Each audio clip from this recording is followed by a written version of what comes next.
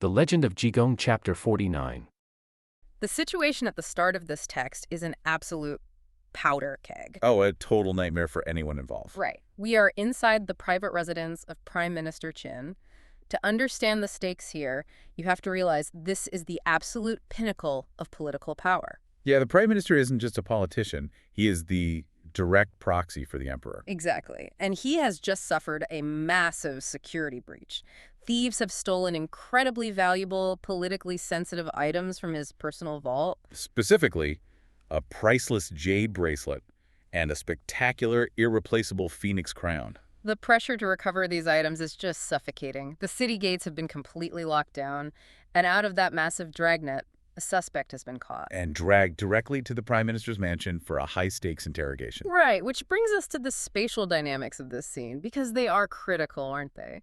Oh, absolutely. Right. I mean, what's fascinating here is that this isn't a neutral police precinct. Right, no mirrored glass or interrogation tables. Exactly. This is the prime minister's personal seat of power. You have the most powerful man in the government, desperate and furious, coming face to face with a man pulled off the dusty streets. It's a violent collision of two entirely different stratospheres of society. It really is. It's almost absurd when you think about it. So let's look at that collision. The scene opens with Prime Minister Qin personally interrogating the suspect. Right. The man gives his name as Liu Er, and he tells a very simple, almost pathetic story. Very pathetic. He claims he's a humble fruit seller from Sichuan. He says he was just trying to do a little small-time trading, walking down the street, trying to go home to his family. Right, just a regular guy. Yeah, and suddenly Imperial guards tackled him. He completely denies knowing anything about a jade bracelet or a phoenix crown. He curls up and just plays the absolute victim. And the structural mismatch of this interrogation is fascinating. It's actually the first major psychological hurdle of the case. How so? Well, think about who Prime Minister Qin is. He operates at the absolute highest echelon of the empire. He is accustomed to grand strategy. Right, maneuvering armies. Yes, maneuvering armies, navigating lethal court politics. His entire worldview is shaped by top-down authority. Okay, I see. And he is currently trying to break a guy who claims his biggest daily concern is whether his plums are rotting in the sun. Wow. Yeah, it feels like a five-star general walking into a holding cell to personally interrogate a local pickpocket. That's a perfect analogy. The general has all the firepower in the world, but the tactics are completely wrong for the target. I mean, they don't even speak the same language. That is the exact friction. The prime minister is too insulated by his own power to effectively interrogate a street-level criminal. He just expects people to cower, right? Exactly. He expects that the sheer blinding awe of his authority will compel the truth. But he doesn't know how to navigate the specific, gritty texture of street-level lies. Right, because a street muscler doesn't survive by fighting authority. No, he survives by reading the room. He knows exactly what the person in power expects a peasant to sound like. So, Liu Er gives a highly plausible, aggressively submissive story. He leans hard into his perceived insignificance. He really does. He basically makes the prime minister feel like a bully. He projects this image of, I am so small and you are so big. Why are you wasting your time stepping on an ant? And the incredible thing is, it actually works. It does. The prime minister looks at this cowering man, hears this pathetic, weeping story, and he genuinely falters. He completely buys the disguise. Yeah, he turns to Jigong, who is kind of lingering in the mansion, and Jin actually says, "Holy monk, he is just a man who does small business." He is ready to throw Liu Er right back on the street. Because the prime minister's arrogance won't allow him to believe that a master thief could look this pathetic. Exactly. And this is when Jigong executes a brilliant, incredibly subtle intervention. I love this part. The text notes that Jigong doesn't yell. He doesn't point a dramatic finger. He simply gives a faint smile. Just a little smirk. Right. And he tells the prime minister, "Your Excellency is not the person to question this case. You can assign Prefect Zhao to ask about this matter, and it will surely become clear." Okay, I have to stop right there. Because if Jigong is the genius here, and he already sees through Liu Er's disguise... Which we know he does. Right, which he definitely does.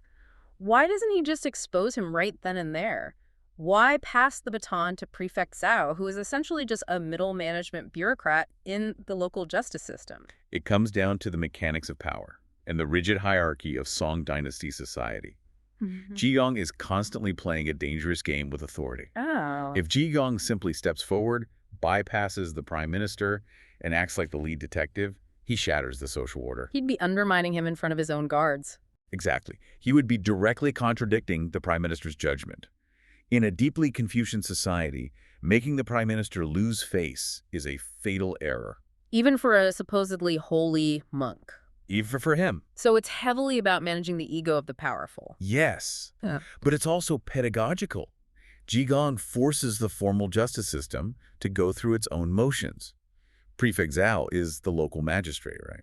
Yeah, investigating crimes is his literal job description. Right. So Jigong wants the formal, bureaucratic system to try its standard operating procedures and inevitably fail before he reveals the blind spot. Oh, that's so smart. He has to let them exhaust their rigid methods to prove that their methods are insufficient for the reality of the streets. So he's setting the trap for the system itself, not just the criminal. Precisely. Okay, so the prime minister steps back and Prefect Zhao steps up. Zhao sets up a table right there in the corridor, brings Lu forward, and immediately shifts into classic law enforcement mode. He demands to see everything the suspect was carrying when he was arrested. Right. The guards bring up a small bundle of cloth and a knife.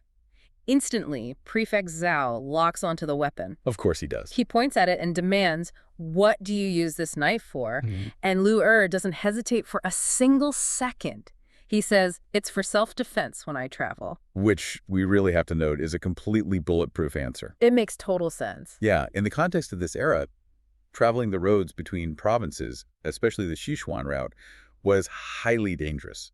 Bandits were incredibly common. So carrying a knife was completely normal. It wasn't a crime at all. It was a basic survival necessity for a merchant. It's the equivalent of a basic airport security check today. Ooh, that's a good way to look at it. Yeah, the agent is trained to look for the obvious threat, right? The pocket knife, the oversized liquid. They scan the bag. They find the scary-looking object they expected to find. They ask their scripted question, and they get a plausible answer. And the box is checked. The protocol is satisfied. Exactly. But because they are so hyper-focused on the shiny, obvious weapon, they completely miss the actual anomaly in the luggage. It is textbook confirmation bias. Prefect Zhao is investigating a violent, high-stakes robbery. His brain is primed to look for violence. So his eyes naturally gravitate to the blade. Right. He isn't analyzing the whole picture. He is simply reacting to the most aggressive stimulus in front of him. But Jigong doesn't operate on confirmation bias. He steps forward, completely ignores the knife, and points to the little fabric bundle. He asks, "What is this?" And Lu says it's just his personal belongings. Jigong casually opens it. Inside, there are 2 pieces of rough, everyday clothing.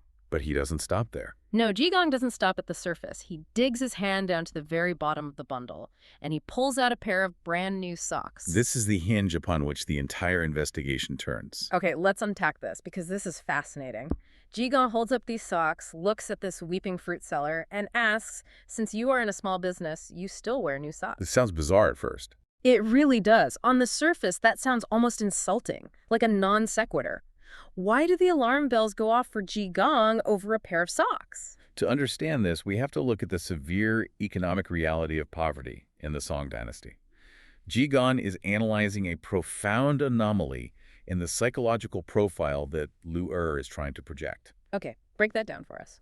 Well, the suspect is claiming to be a destitute fruit vendor. In that socioeconomic bracket, textiles are incredibly valuable. They weren't just cheap throwaway items. Not at all. You do not buy brand new clothing unless you are replacing something completely destroyed or for a highly specific rare occasion like a wedding or a festival.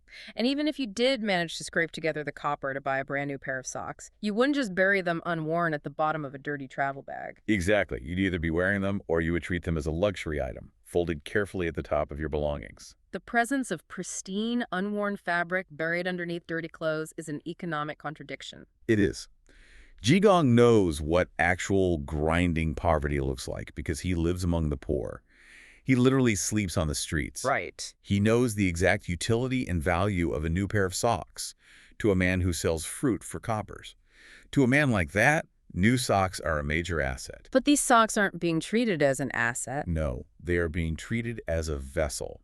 They are camouflage. Which brings up the psychology of how criminals hide things, right? Yes. Couriers, smugglers, or fences transporting stolen goods rely heavily on class snobbery to protect their contraband. Class snobbery. How so? They bury valuables in the most mundane, offensive, or peasant-coded items possible, like the bottom of a sack filled with dirty, unwashed tunics. Oh, I see. They operate on the assumption that a highborn official like Prefect Zhao will be far too disgusted to physically root around in a peasant's dirty laundry. They think the officials will just poke the bag with a stick, find the knife, and move on. Exactly, and they were almost right. So Lu Er remembered his lines perfectly. He had the tears, he had the submissive posture, he had the excuse for the knife, but he failed the costume department. He completely failed the costume department. His narrative didn't match the physical evidence of his life, and the officials missed it because, to the prime minister and the prefect, peasant clothes are just peasant clothes. Right. Old, new, dirty, clean. It's all just a blur of poverty they don't care to understand. It requires an investigator who possesses a granular, empathetic understanding of the lower classes to spot the lie. And Jigong spots that cognitive dissonance immediately. The confrontation here is so sharp. Lu Er tries to backpedal. He snaps, "I have money to buy new socks. It's not illegal." Which is true, it isn't. Right. Yeah. And Jigong calmly replies, "Wearing socks isn't illegal." But then Jigong reaches his hand inside the new socks, he feels around in the toe, and he pulls out a massive, flawless, gleaming pearl. The visual contrast there is just stunning. It's cinematic. The rough, cheap fabric of the decoy socks against the smooth, luminescent surface of a royal treasure.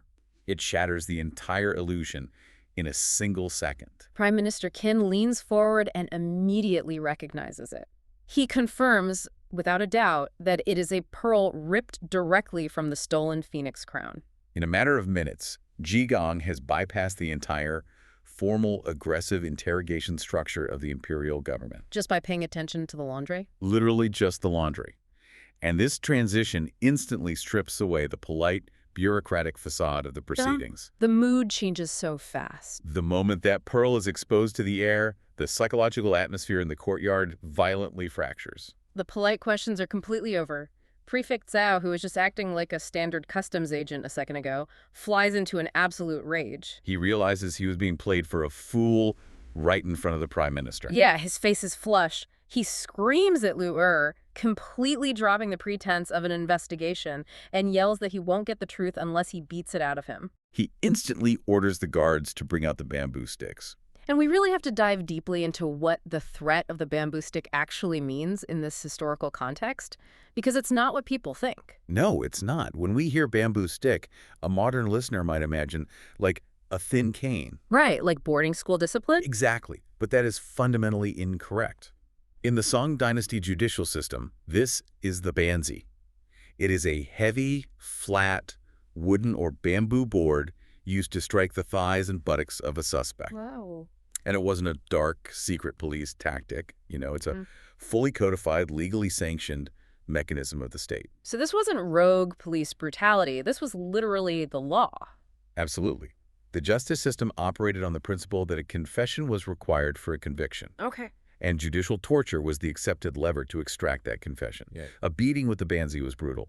Depending on the size of the board and the strength of the executioner, it could easily shatter femurs. Oh, God. Yeah, it could cause massive internal bleeding or even result in death from shock or infection. It was a lethal threat. The sensory reality of that moment for you as the listener, if you imagine being Lu Er, is terrifying. Beyond terrifying. Your cover is blown. You are surrounded by heavily armed imperial guards in the courtyard of the second most powerful man in the empire. Right. The wood is brought out. The guards step forward to strip you and pin you to the stone.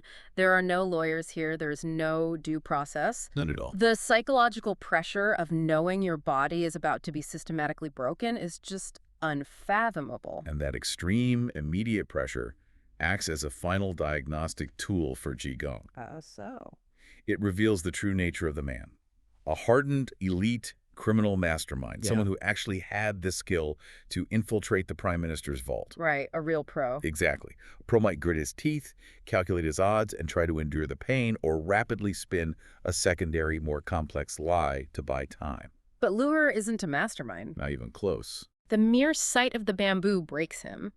Before a single blow is even struck, he collapses completely. He starts screaming, "Don't get angry, I'll tell the truth." He folds instantly. It proves Jigong's initial assessment was absolutely correct. This guy is a coward. He is a bottom feeder.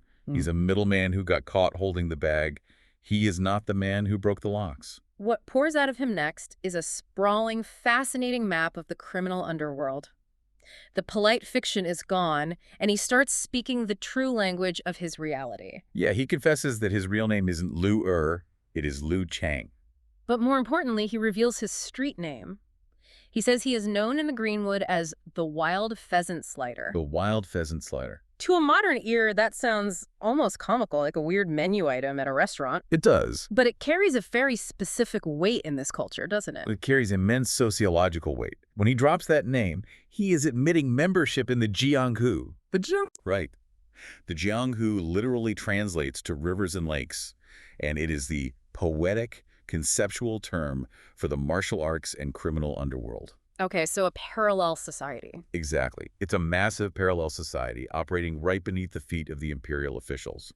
It has its own strict codes of honor, its own hidden economy, its own hierarchies, and its own violently enforced rules. So a nickname isn't just a moniker, it's a rank. Precisely. And Wild Pheasant Slider tells you exactly where he sits in that hierarchy. Where does he sit? Well, a pheasant is a ground-dwelling bird. It is skittish, easily startled, and constantly running for cover. It doesn't soar. Right. And a slider implies someone slippery, evasive, a survivor who operates in the dirt.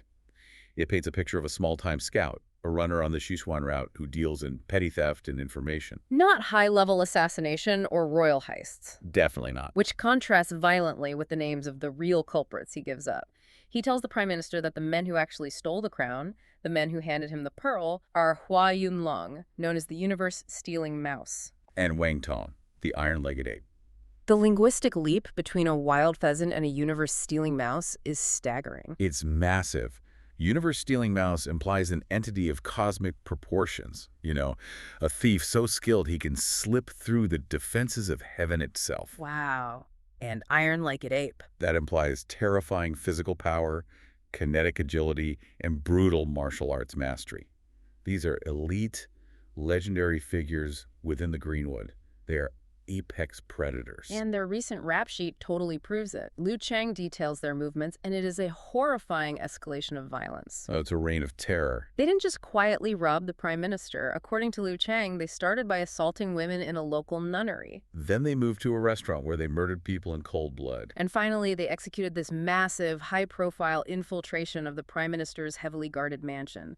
They are tearing a path of absolute chaos through the region. That trajectory is critical to understand. They aren't hiding in the shadows trying to keep a low profile. No, they're showing off. Exactly. They are flagrantly defying the state, assaulting a religious institution, committing public murder, and robbing the proxy of the emperor. These are acts of supreme arrogance. They're escalating their crimes to see if anyone in the imperial government is actually capable of stopping them. Yes. But this brings up a massive logical gap for me. What's that? If the universe-stealing mouse and the iron-legged ape are these untouchable elite super thieves, why are they associating with a cowardly, low-level runner like the Wild Pheasant Slider? That's a great question. And more importantly, why did they give him a pearl ripped from a royal crown? If we connect this to the bigger picture, this forces us to look at the shadow economy of the Jianghu. It explains the mechanics of how massive criminal syndicates operate. Okay, let's look at that. Lu Chang testifies that after the robbery, the thieves handed him the pearl and explicitly told him to leave the province and go back home to Sichuan. They told him the pearl was worth roughly 400 to 500 silver taels. And their instructions were crystal clear. Sell this, use the money to start a small business, and it will be enough to feed you for the rest of your life. They basically gave him a retirement fund. They gave him the ultimate severance package. In corporate terms, it's a golden parachute. In criminal terms, it's hush money. Exactly. The master thieves are arrogant, but they aren't stupid. They know Lu Chang is a massive liability. Because he's a coward. Right. He is cowardly, he knows their faces, he knows their routes, and if he gets caught, he will immediately talk to save his own skin. Which is exactly what just happened. Yes. So they need him to disappear permanently. So they capitalize him. They give him enough wealth to completely alter the trajectory of his life, buying his silence and his absence. Right. But I want to really ground this in reality for you listening. What does 400 to 500 taels of silver actually mean in the Song Dynasty? Because to us, it's just a number on a page. It is a staggering, almost incomprehensible amount of wealth for a peasant. Really? How much are we talking? To give you the macroeconomic context, the daily currency of the common people was the copper coin. A common laborer or a fruit vendor might earn a few dozen copper coins for a brutal day of work. Okay, a few dozen coppers. Right. A string of cash, which is 1,000 copper coins threaded together, was roughly equivalent to one tael of silver. So one tael of silver takes a massive amount of labor to earn. Massive. And they handed him 500. Oh my God. We are talking about the modern equivalent of hundreds of thousands, if not millions of dollars in purchasing power. That is insane. It is buy a massive farm, build an estate, and never work another day in your life money. That is just wild. They casually handed him generational wealth just to tie up a minor loose end. Exactly. And that economic reality shifts the entire perspective of the investigation. Think about what that reveals regarding the master thief's total wealth. Right, if they can just toss that away. If they can casually toss away 1,000 taels of silver without blinking just to get rid of a pesky former associate, the total haul of their robberies must be astronomical. Wow. It proves that the government isn't just chasing a couple of street thugs. They're dealing with a heavily funded, highly organized syndicate that operates with a war chest that rivals local municipal governments. It's an insurgency, not a burglary. Precise. The state bureaucracy is going to war against a criminal empire. And Liu Chang was just a disposable, highly paid pawn caught in the crossfire. Yeah, poor guy. Well, not really poor. No, not anymore. But anyway, the interrogation concludes. Liu Chang is hauled off in heavy shackles to the Kuntang County prison. Right. And the text gives us this fascinating little administrative detail as they close the book on him. The two local constables who originally tackled Liu Chang near the city gates, Chai Yuan-lu and Du Xiangying, are rewarded for their arrest. Yeah, this part is so telling. The prime minister casually hands them 50 taels of silver, and the local official scrapes together 2 taels for each of them. Notice the immense economic stratification reinforced in that single transaction. He's huge. The prime minister drops 50 taels, which is a massive life-changing bonus for a working-class beat cop like it's loose change. And the local guy can only afford 2. Exactly. Yeah. It perfectly illustrates the towering financial dominance of the central government over local municipalities, mirroring the wealth of the thieves. So the middleman is rotting in a cell, the cops got their payday, but the apex predators, the universe-stealing mouse, and the iron-legged ape are still out there. Still out there. The prime minister turns back to Jigong. The dynamic has totally shifted now. The prime minister realizes he needs this monk. He absolutely needs him. He essentially says, okay, holy monk, you saw through the lackey, now I need the masterminds. Calculate where Hua Yunlong is hiding, catch him for me, and I will reward you handsomely. And Jigong's response is just breathtaking. It's amazing. He doesn't bow. He doesn't say, yes, your excellency. He says, I can calculate where he is, but bring me 8 ingots of gold. I use gold to calculate. This is one of the most culturally complex and subversive moments in the entire text. I just have to pause and marvel at the sheer audacity of it. It's incredible. Jigong is a man who sleeps in alleys, whose robes are stitched together from rags. He is standing in front of the proxy of the emperor, a man who commands armies, and he casually demands solid gold before he will do basic math. And the prime minister doesn't even blink. No. Or order his execution. He immediately orders his staff to the treasury. They bring out 8 one-tael gold ingots and place them on the table in front of Jigong. And what does the monk do? He stares at the gold, mutters some incomprehensible gibberish. The text literally says he just mumbles gununu. Gununu. Yeah, gununu. And then he simply scoops up the gold and drops it into his tattered pockets. He pockets the capital before rendering the service. So we really have to confront the obvious question here. Is Jigong performing actual supernatural divination? Does the magical calculation require a gold catalyst? Or did this monk just run a blatant, barefaced hustle on the Prime Minister of China for 8 ounces of solid gold? That ambiguity is the philosophical core of Jigong's character. In the broader religious folklore, Jigong is an arhat. An arhat? What does that mean? It means he's a reincarnated Buddhist deity who has achieved enlightenment but remains in the mortal realm to help humanity. Okay, so he does have powers. He undeniably possesses supernatural awareness, but he is also a supreme street-level pragmatist. The scene is a brilliant synthesis of both realities. So does he need the gold? Does he need the gold to fuel a magical spell? Theologically, absolutely not. An enlightened being doesn't require a paywall to access the universe. Right. Enlightenment doesn't run on a gold standard. Exactly. So if he doesn't need it, why demand it? Why risk angering the most powerful man in the room? Because Jigong operates as a chaotic force of wealth redistribution. He is a holy Robin Hood. Oh, I love that. A holy Robin Hood. Yeah, he doesn't provide his services for free when he is dealing with the ultra-rich or the corrupt. Historically, figures like Prime Minister Chen are deeply controversial, possessing vast, often ill-gotten wealth. So he's taxing him. Exactly. Jigong uses the immense hoarded wealth of the elite to fund his own eccentric brand of charity and justice. But he can't just rob the Prime Minister directly. By packaging it as a magical requirement, he creates a pretext. But why does the Prime Minister accept that pretext? This is a ruthless, brilliant politician. Surely he knows he's being played. This ties deeply into the Confucian concept of mianzi, or face. Ah, saving face. Yes, the Prime Minister's pride has already taken a massive hit today.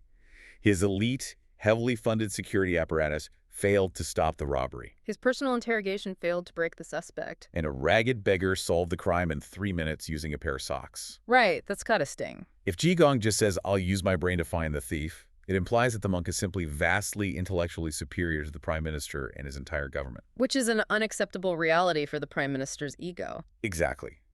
But if Jigong demands gold and mutters a spell, it shifts the mechanism of success from intellect to the supernatural. Oh, that makes so much sense. The Prime Minister is buying a premium magical solution.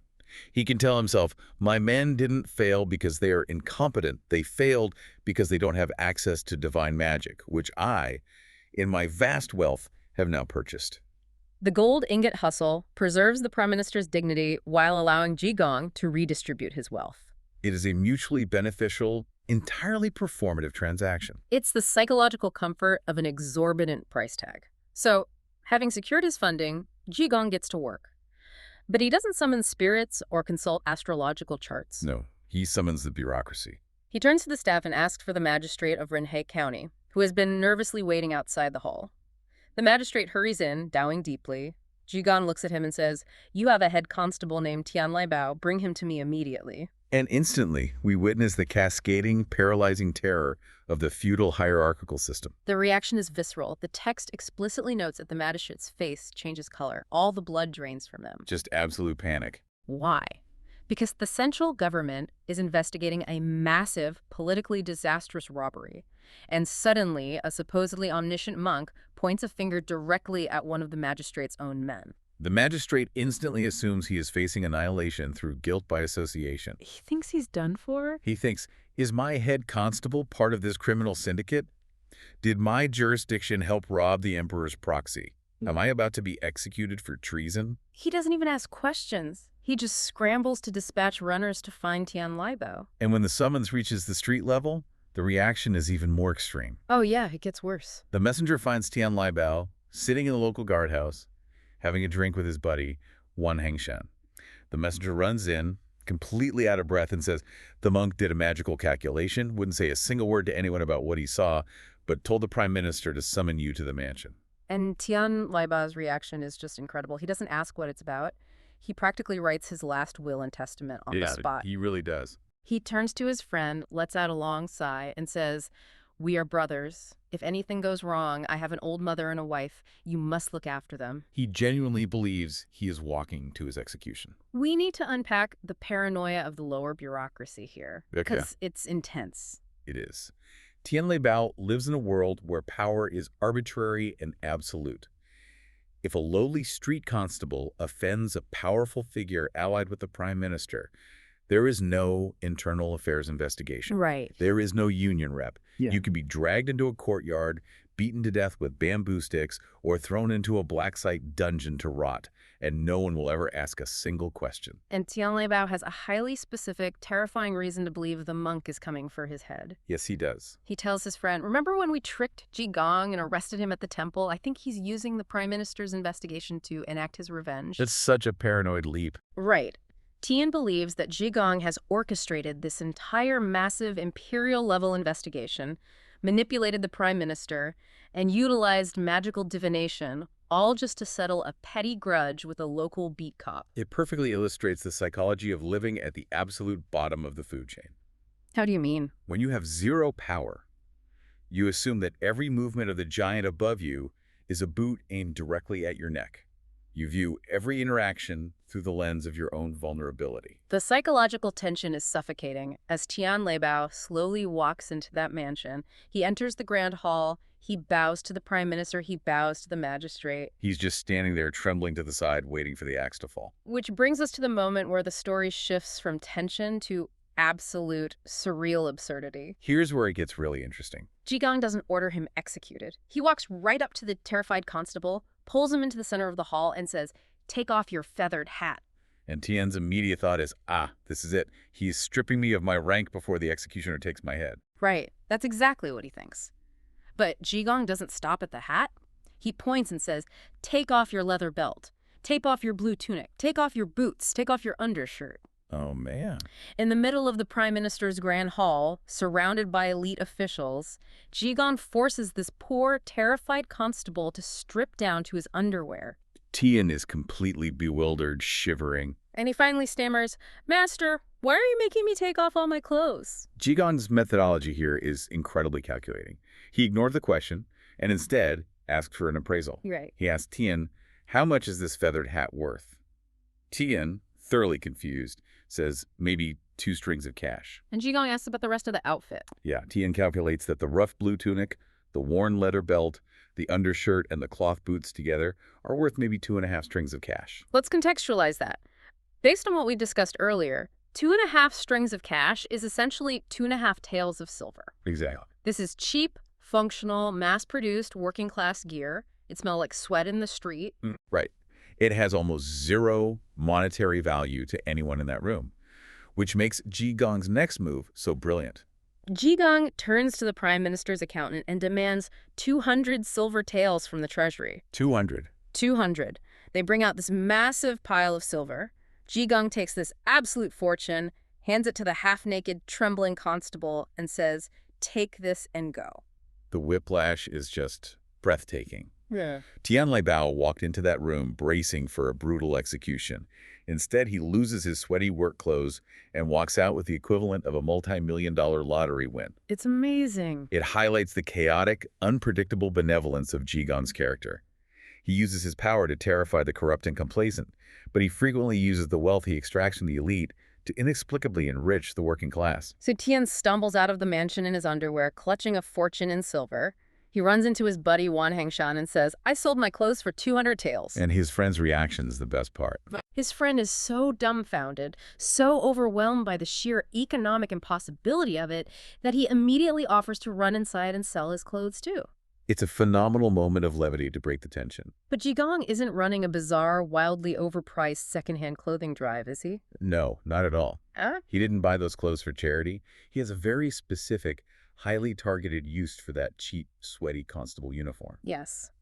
The trap is finally set for the true target in the room, and the target isn't a criminal. No, it's not.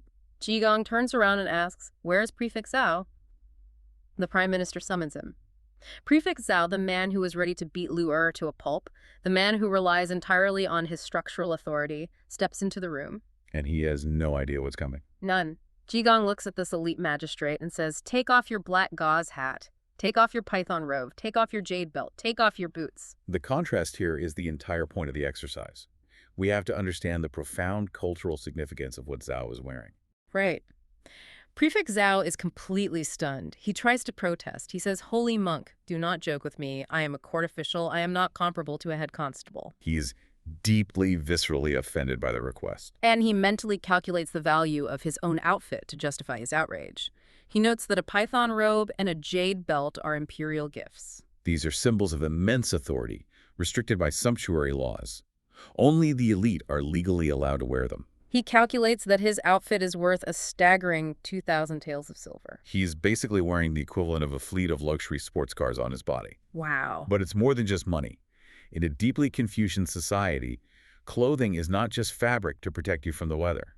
What does it represent? It is the physical, undeniable manifestation of your social rank, your moral authority, your dignity, and your identity. Ah, okay. To strip a high-ranking official of his python robe and jade belt in public is a profound form of social castration. It is an ego death. You are ripping away the visual proof of his superiority. But the Prime Minister is watching. The Prime Minister wants results, and he has paid for Jigong's methods. So Zhao has absolutely no choice. None. Trembling with humiliation, he strips down in the middle of the hall. His armor of authority is gone. And then Jigong hands him Tianlai Bao's cheap, sweat-stained 2.5 string of cash uniform. He hands him the cheap feathered hat, the rough blue cloth tunic, the stiff cloth boots. He forces the high-ranking prefect to put on the lowly constable's gear. He physically and socially transforms the elite untouchable bureaucrat into a vulnerable street-level beat cop. Which completely begs the question, why? Is Jigong just playing a bizarre, humiliating game of dress-up because he dislikes bureaucrats? Is this just anti-authoritarian hazing for his own amusement? It is far more precise than hazing. This moment reveals a brilliant insight into the psychology of arrogant criminals and the nature of language. Okay, lay it on us. Jigong finally explains his logic to the humiliated prefect. He says, "Do you know why I made you wear this? When the thief stole the jade bracelet, he left a taunting poem behind at the scene. And the last line of that poem was, 'Have the linen prefect come catch me.'" Oh, he is taking the thief literally. Exactly. This raises an important question about literal versus figurative language. When Hua Yunlong wrote that poem, he was speaking purely figuratively. He was just talking big. Right. He was being deeply arrogant, essentially saying, "I am a god among thieves. I am so elite, so untouchable, that no common street cop is worthy of arresting me. Only the highest authority in the land deserves the honor of trying to catch me." It's a rhetorical taunt designed to humiliate the state. Yes, but Jigong literalizes the figurative language. He weaponizes the thief's own arrogance. He says, "Fine, you demand the prefect. The actual prefect is going to come to your door and drag you out." It is absolute, undeniable, poetic justice. But it serves a dual purpose, doesn't it? It absolutely does. It's not just a trap for the thief. It is a deeply practical, grueling, pedagogical lesson for Prefect Zhao. A very harsh lesson. Think about Zhao's daily life. He sits in a comfortable office. He wears his 2,000-tail silk robes. He sips fine tea, signs pieces of paper, and orders men to walk into the dark and face violence on his behalf. He is completely insulated from the physical reality of justice. Right. And Jigong is forcing him to cross the threshold. He is making the disconnected elite feel the grit, the sweat, and the sheer terror of the streets. You want the glory and the authority of the office. You have to wear the cheap cloth boots and do the dirty work. It is a profound structural critique of bureaucratic detachment. Jigong's philosophy here is clear. You cannot truly administer justice if you do not understand the physical, sensory reality of the world you are policing. He strips away the illusion of authority, the silk robes, and forces Zhao to rely on actual physical action. And physical action is exactly what he's about to get. Yes, it is. Because Jigong doesn't just let him wear the costume around the mansion for a few laughs. Well, He takes the disguised prefect, along with 4 actual hardened constables, and they hit the streets. and they walk. And they walk. They patrol the entire city, winding through all 4 districts. They walk deep into the second watch of the night. We really need to ground you, the listener, in the physical toll this is taking. Yeah, paint that picture. The second watch of the night is roughly 9:400 p.m. to 11:00 p.m. In an ancient city, that means it is pitch black. There are no streetlights. The sensory experience must be agonizing for Zhao. This is a pampered executive. He hasn't walked more than 10 feet to his carriage in a decade. Everywhere he goes, he is carried in a plush sedan chair. Right. Now, it is near midnight. He is wearing stiff, cheap, poorly fitted clock boots that belong to another man. His feet are covered in bleeding blisters. The streets are uneven cobblestone or packed dirt. He is freezing, exhausted, and deeply terrified because he knows he is currently hunting elite, lethal martial arts assassins who just murdered people. The text notes that Prefect Zhao finally hits his breaking point. He stops, gasping for breath, and complains, "Master, where are we going? I really cannot walk another step." He's done. His physical reality is completely caught up with him. The illusion of his invulnerability is gone.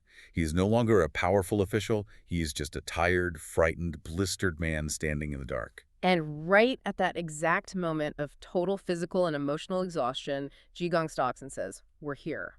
They arrive at a place called Rui Lane. The atmosphere the text describes here is incredibly cinematic and eerie. It's a dark, narrow alleyway. On the west side, there is a small watchman's shelter.